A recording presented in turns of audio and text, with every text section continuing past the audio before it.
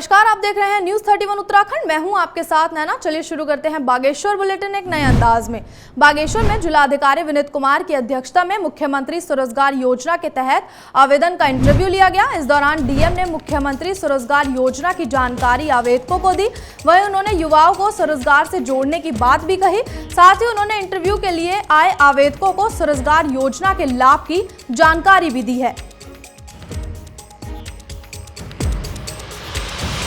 देखिए, राज्य सरकार की बहुत ही महत्वाकांक्षी योजना है दोनों।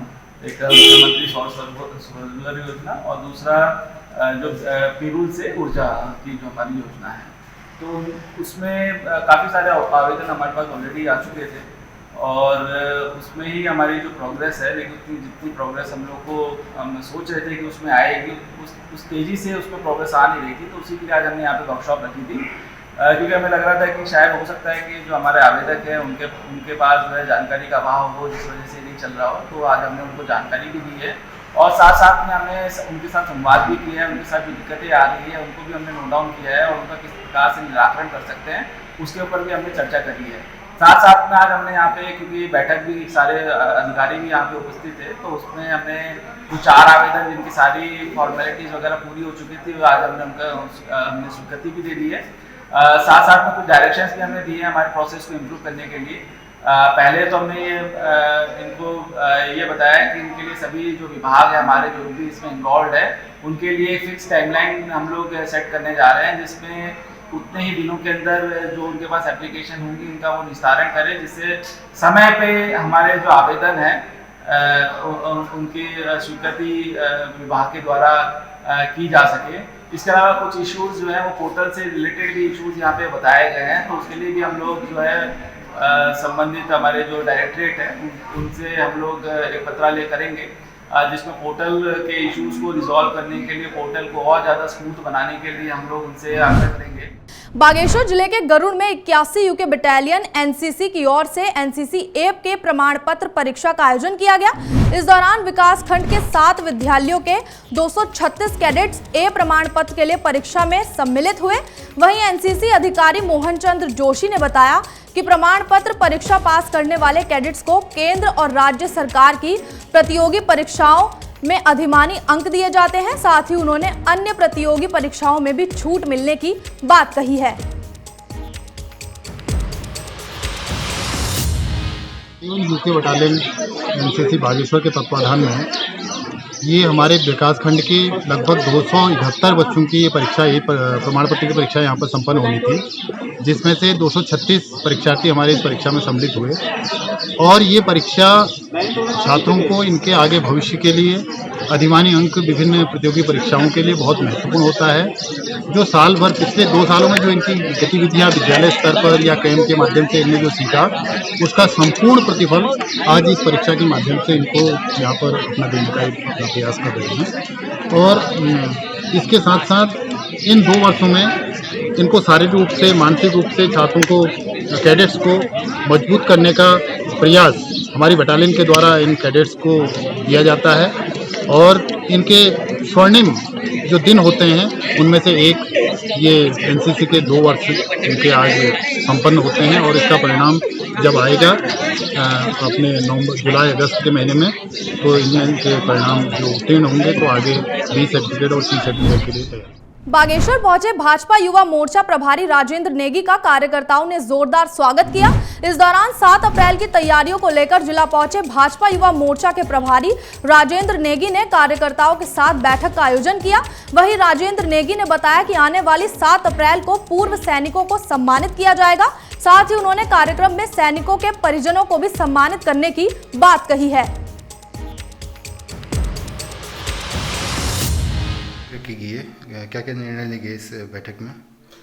आज भारतीय जनता पार्टी के जिला कार्यालय में हमारे भारतीय जनता युवा मोर्चा के जो हमारे प्रभारी हैं राजेंद्र नेगी जी द्वारा बैठक ली गई, जिसमें हमारे माननीय जिलाध्यक्ष जी भी उपस्थित थे, जिसमें 7 अप्रैल को सैनिकों के सम्मान में एक कार्यक्रम युवा मोर्चा द्वारा ऊपर से प्रस्तावित है। और जैसे कि हम सभी जानते हैं कि भारतीय जनता पार्टी सैनिकों का सदा सम्मान करते आई है, क्योंकि देश का प्रत्येक सैनिक डिजर्व करता है सम्मान के लिए।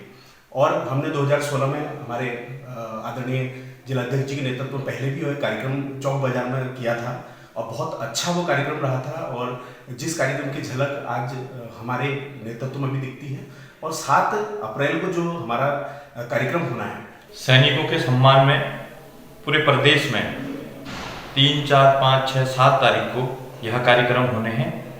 इससे पूर्व 6 तारीख को यह कार्यक्रम होना था, क्योंकि स्थापना दिवस भारतीय जनता पार्टी का 6 तारीख को है, तो इस वजह से 7 तारीख को यह कार्यक्रम होना सुनिश्चित किया गया है। और भारतीय जनता युवा मोर्चा इस पवित्र कार्यक्रम को सैनिकों के सम्मान में युवा मोर्चा मैदान को लेकर पूरी मजबूती के साथ, जोश खोश के साथ इस कार्यक्रम को सफल बनाने का काम करेगी और बड़े पैमाने पर सैनिकों का सम्मान करेगी।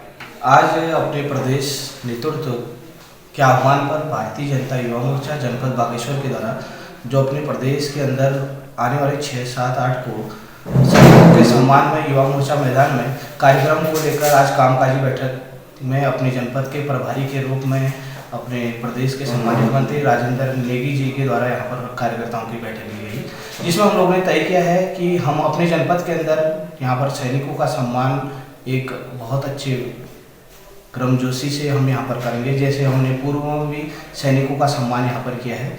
अपने जनपद के अंदर हम 7 तारीख को एक भव्य तरीके से यहाँ के सैनिकों का सम्मान हम यहाँ पर करेंगे। जो कार्यक्रम हमें मिला है उसका जो भी लक्ष्य अभी हमारे माननीय मंत्री जी के द्वारा यहाँ पर हमें दिया गया है। बागेश्वर जिले के गरुड़ में व्यापार मंडल की ओर से लिए गए फैसले के तहत बाजार में दुकानें बंद रहीं, साथ ही बाजार में भी शांति का माहौल देखने को मिला। इस मौके पर ग्राहकों और दुकानदारों के बीच असमंजस भी देखने को मिला। इस दौरान व्यापारियों ने कहा कि महीने के आखिरी दिन कभी दुकानों को खुले रहने के निर्देश दिए जाते हैं तो कभी दुकानों को बंद रखने के, जिससे असमंजस की स्थिति बनी हुई है। साथ ही अब व्यापारियों और ग्राहकों ने व्यापार मंडल को अपने एक फैसले पर कायम रहने की बात कही है। फिलहाल बागेश्वर बुलेटिन में सिर्फ इतना ही। तब तक के लिए देखते रहिए न्यूज़ 31 उत्तराखंड। नमस्कार।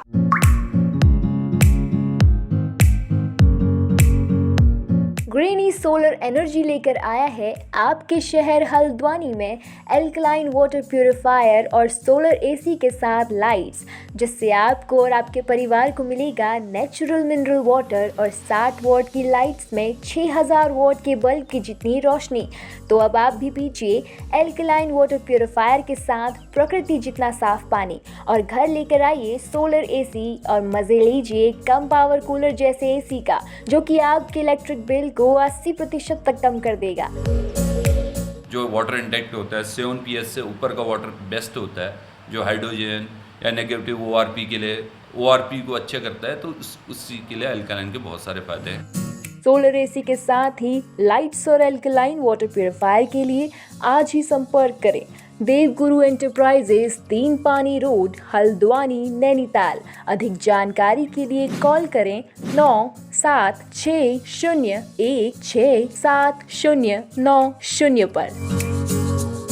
जुड़ने के लिए हमारे चैनल को सब्सक्राइब करें और बेल आइकन दबाना ना भूलें।